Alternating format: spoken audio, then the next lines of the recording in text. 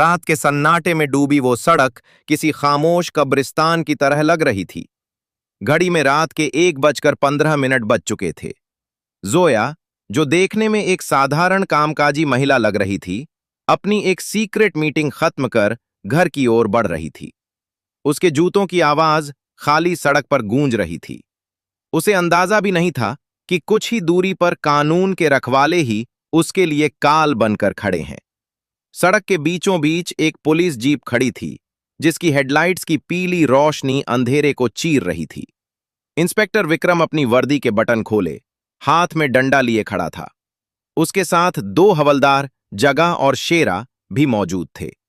जैसे ही उनकी नजर दूर से आती एक जवान और खूबसूरत लड़की पर पड़ी, विक्रम की आंखों में वहशियाना चमक आ गई। उसने अपने साथियों की तरफ देखकर एक भद्दी मुस्कान दी। आज तो शिकार खुद चलकर जाल में आ रहा है, विक्रम ने अपनी मूंछों पर ताव देते हुए कहा। जोया जैसे ही उनके करीब पहुंची, विक्रम सड़क के बिल्कुल बीच में आकर खड़ा हो गया। जोया ने कतरा कर निकलने की कोशिश की, लेकिन विक्रम ने अपना डंडा उसके सामने अड़ा दिया। इतनी रात को कहां की तैयारी है मैडम?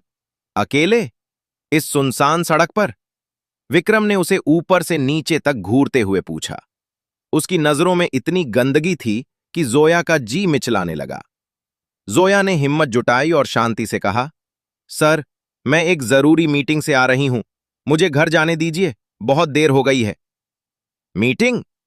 विक्रम ठहाका मारकर हंसा। रात के 1 बजे कैसी मीटिंग? हमारे साथ भी जरा एक मीटिंग कर लो। जैसे ही जोया आगे बढ़ी, विक्रम ने झपट कर उसका बाजू पकड़ लिया।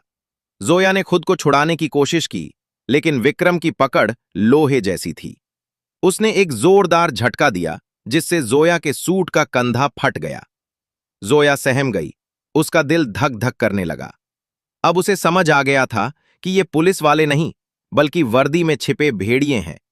विक्रम ने उसे पकड़ने के लिए झपट्टा मारा तो जोया ने अपनी पूरी ताकत लगाकर उसे धक्का दिया और भागना शुरू कर दिया।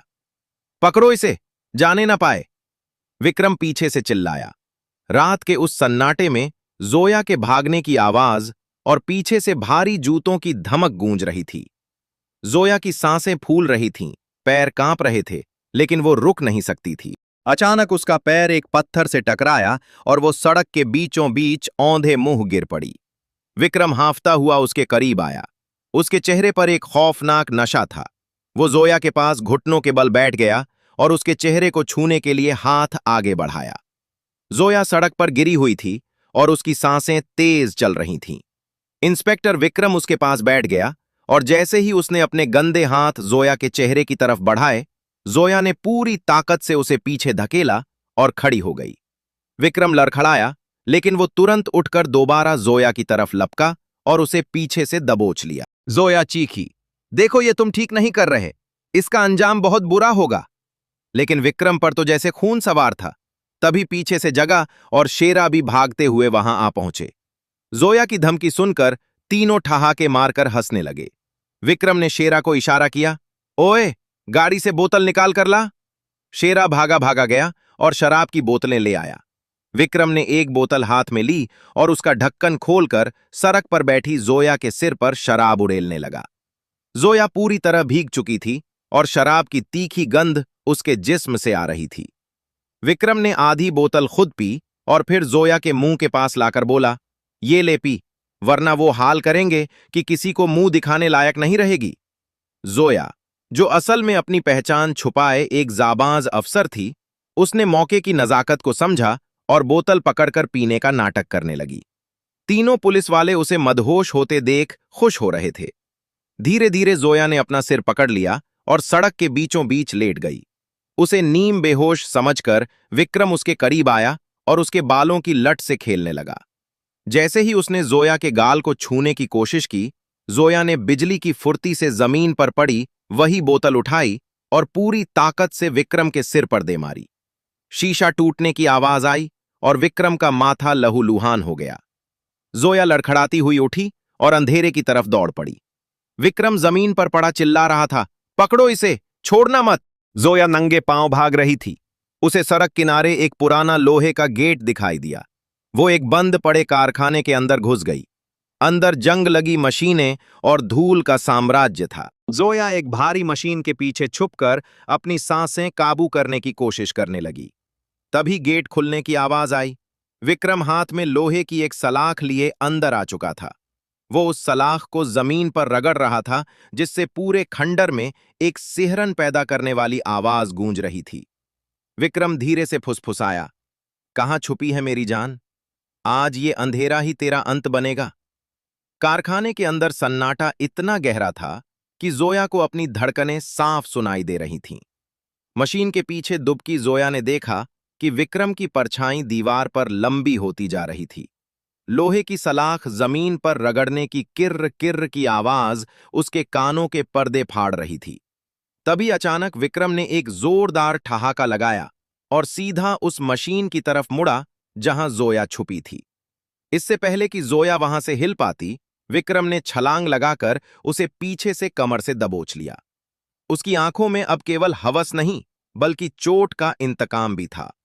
जोया ने पलटकर उसकी आंखों में देखा और कहा, तुम अपनी शक्ति का गलत फायदा उठा रहे हो। कानून की पकड़ बहुत लंबी होती है। विक्रम हंसते हुए बोला, यहां मैं ही कानून हूं और मैं ही जज। इस वीरान कारखाने में तेरी चीखें सुनने वाला कोई नहीं है। जोया ने पूरी ताकत लगाकर एक बार फिर विक्रम को धक्का दिया और बाहर की तरफ भागी। लेकिन जैसे ही वो सड़क पर पहुंची, उसकी किस्मत ने दगा दे दिया। सामने जगा और शेरा हाथ फैलाए खड़े थे। पीछे से खून से लथपथ विक्रम भी आ गया। जोया अब चारों तरफ से घिर चुकी थी। उसने हार मानने का नाटक करते हुए अपनी आंखें बंद कर लीं और सड़क पर बैठ गई। विक्रम ने अपने भारी बूट जमीन पर पटके और गरजा, उठ और चुपचाप गाड़ी में जाकर बैठ जा, वरना अंजाम बहुत बुरा होगा। जोया ने कांपते हुए हाथ हटाए और कहा, तुम वर्दी वाले खुद को खुदा समझते हो, पर याद रखना, पाप का घड़ा एक दिन भरता है। विक्रम के चेहरे पर मक्कारी भरी मुस्कान थी। उसने रस्सी मंगवाई ताकि जोया के हाथ पांव बांध सके। तभी जोया ने पासा पलटा। वो अचानक शांत हो गई और विक्रम की आंखों में देखकर बोली, ठीक है, अगर तुम यही चाहते हो तो मैं तैयार हूं। रस्सी की जरूरत नहीं है। ये सुनकर तीनों पुलिस वाले अपनी जीत के नशे में चूर होकर हंसने लगे। उन्हें लगा कि लड़की टूट चुकी है। जोया आहिस्ता आहिस्ता पुलिस गाड़ी की तरफ बढ़ने लगी। उसके पीछे पीछे तीनों पुलिस वाले शिकारी कुत्तों की तरह चल रहे थे। जैसे ही वो गाड़ी के पास पहुंची, उसने मुड़कर आखिरी बार चेतावनी दी, मैं अभी भी कह रही हूं, रुक जाओ, वरना पछताओगे। पर विक्रम पागल हो चुका था। वो जैसे ही गाड़ी के अंदर घुसने लगा, तभी पीछे से एक और पुलिस जीप आती दिखाई दी। विक्रम घबरा गया और गाड़ी का दरवाजा बंद करके उस जीप की तरफ भागा। जोया गाड़ी के अंदर अकेली थी। उसने देखा कि विक्रम दूसरी जीप वाले से कुछ बात कर रहा है। वो जीप थोड़ी देर रुकी और फिर चली गई। विक्रम वापस लौट रहा था। जोया ने अब अपनी चाल चली। वो गाड़ी से बाहर निकली और गुस्से के बजाय प्यार भरा नाटक करते हुए विक्रम का हाथ थाम लिया। उसने विक्रम की आंखों में देखकर कहा, मुझे बहुत भूख लगी है, पहले कुछ खिला दो, फिर मैं और तुम होंगे और ये हसीन रात। विक्रम उसकी बातों के जाल में फंस गया। उसे लगा कि जोया अब पूरी तरह उसके वश में है। उसने गाड़ी से एक बर्गर निकाला और जोया को दे दिया। जोया सड़क के किनारे बैठकर बर्गर खाने लगी, जबकि उसके दिमाग में मौत का अगला मंजर तैयार हो रहा था। जोया सड़क के किनारे बैठी बर्गर खा रही थी, लेकिन उसकी नजरें लगातार माहौल का जायजा ले रही थीं। इंस्पेक्टर विक्रम अब और इंतजार करने के मूड में नहीं था। वो बार बार अपनी घड़ी देख रहा था और उसके चेहरे पर बेताबी साफ नजर आ रही थी। उसने झपट कर जोया का हाथ पकड़ा और उसे खींचते हुए खड़ा किया। चलो, अब बहुत ड्रामा हो गया, अब और समय बर्बाद मत करो। जोया ने अपने चेहरे पर एक फीकी मुस्कान लाई और बड़े ही शांत लहजे में कहा, एक शर्त है, अगर तुम मुझे पाना चाहते हो तो तुम्हें अपनी आंखें बंद करनी होंगी। मैं चाहती हूं कि जब तुम मुझे छुओ तो तुम्हें सिर्फ मेरा एहसास हो। विक्रम को लगा कि जोया अब पूरी तरह उसके नशे में डूब चुकी है। वो ठहाका मारकर हंसा और बोला, जोया जी, आपकी ये शर्त भी मंजूर है? आखिर आज की रात मेरी जीत की रात है। जोया उसे हाथ पकड़कर सड़क के एक अंधेरे कोने की तरफ ले गई। वहां सन्नाटा इतना गहरा था कि हवा के चलने की आवाज भी साफ सुनाई दे रही थी। जोया ने कहा, यहां नीचे बैठ जाओ और आंखें बंद कर लो। विक्रम किसी आज्ञाकारी बच्चे की तरह जमीन पर बैठ गया और अपनी आंखें कसकर बंद कर ली। वो मन ही मन अपनी जीत का जश्न मना रहा था। जोया कुछ देर उसके चारों तरफ चक्कर लगाती रही। वो देख रही थी कि जगा और शेरा कुछ दूरी पर खड़े होकर आपस में बातें कर रहे हैं और हंस रहे हैं। जोया अचानक विक्रम के पास झुकी। विक्रम के चेहरे पर एक फातिहाना मुस्कान थी, लेकिन अगले ही पल जोया ने अपने जूते की नुकीली एड़ी पूरी ताकत से विक्रम की उस कलाई पर मारी जहां उसने अपनी सर्विस रिवाल्वर बांध रखी थी। विक्रम दर्द से कराह उठा और उसने आंखें खोल दी, लेकिन तब तक जोया ने उसकी बंदूक झपट ली थी। विक्रम गुस्से में चिल्लाया, यह क्या धोखा है? तुमने फिर मेरे साथ खेल खेला? जोया मुस्कुराई और बंदूक दोबारा उसके हाथ में थमा दी। वो जानती थी कि उसे अभी और भी बड़े राज उगलवाने हैं। उसने प्यार से कहा, मैं तो बस तुम्हारी परीक्षा ले रही थी कि तुम कितने सतर्क हो। अब मुझे यकीन हो गया है कि तुम बहुत ताकतवर हो। विक्रम दोबारा जोश में आ गया। जोया ने उसे गाड़ी की तरफ ले जाते हुए पूछा, क्या तुम सच में इतने पावरफुल हो कि तुम्हें कानून का डर नहीं लगता? विक्रम अपनी बहादुरी के किस्से सुनाने लगा। उसने अपना मोबाइल निकाला और जोया को उन लड़कियों की तस्वीरें दिखाने लगा जिनके साथ उसने पहले दरिंदगी की थी। उसने एक एक करके अपनी काली करतूतों का जिक्र किया। कल मैंने उस लड़की के साथ ऐसा किया, परसों उसके साथ। मेरा कोई क्या बिगाड़ लेगा? मैं इस इलाके का बेताज बादशाह हूं। जोया चुपचाप उसकी बातें सुनती रही और सब कुछ अपने पास छुपे एक छोटे से स्पाई कैमरे में रिकॉर्ड करती रही। विक्रम अपनी धुन में बोलता जा रहा था। उसे अंदाजा भी नहीं था कि वो अपने ही डेथ वारंट पर दस्तखत कर रहा है। जोया ने उसे उकसाते हुए कहा, तुम तो बहुत बड़े खिलाड़ी निकले इंस्पेक्टर साहब। आओ, जरा अपने दोस्तों के सामने भी अपनी मर्दानगी का ऐलान करो। वो उसे वापस जगा और शेरा के पास ले आई। तीनों पुलिस वाले अपनी जीत पर यकीन कर चुके थे। तभी जोया के चेहरे के हाव भाव अचानक बदल गए। उसकी आंखों की कोमलता गायब हो गई और वहां एक सख्त अधिकारी की चमक आ गई। उसने ठंडे लहजे में पूछा, तो इंस्पेक्टर साहब, क्या आपका इकरारनामा पूरा हो गया? विक्रम कुछ समझ पाता उससे पहले ही जोया ने अपने कपड़ों के अंदर छुपा हुआ कैमरा बाहर निकाला और उसे विक्रम की आंखों के सामने लहरा दिया। इंस्पेक्टर विक्रम के चेहरे का रंग सफेद पड़ गया। कैमरा देखकर उसके पैर जैसे जमीन में धंस गए। वो कुछ पल के लिए हक बका गया, फिर अचानक गुस्से में पागल होकर जोया की तरफ लपका ताकि वो कैमरा छीन सके। कुतिया, तूने मुझे धोखा दिया, ला इधर वो कैमरा। लेकिन इस बार सामने वो बेबस लड़की नहीं थी। जोया ने फुर्ती से खुद को बचाया और एक जोरदार थप्पड़ विक्रम के मुंह पर दे मारा। थप्पड़ इतना शक्तिशाली था कि विक्रम का सिर घूम गया और उसके मुंह से खून की धार निकल आई। जगा और शेरा अपनी बंदूकें निकालने ही वाले थे कि तभी अचानक पूरी सड़क तेज दूधिया रोशनी से नहा गई। पीछे से 3 काली जीपें टायर रगड़ती हुई आईं और उनके चारों तरफ घेरा बना लिया। जीपों के ऊपर लगी लाल नीली बत्तियां चमक रही थीं। उन गाड़ियों से हथियारों से लैस कमांडो नीचे उतरे और अपनी राइफलें इन तीनों पुलिस वालों पर तान दीं। जोया ने गर्व से अपना हाथ उठाया और कमांडो टीम को रुकने का इशारा किया।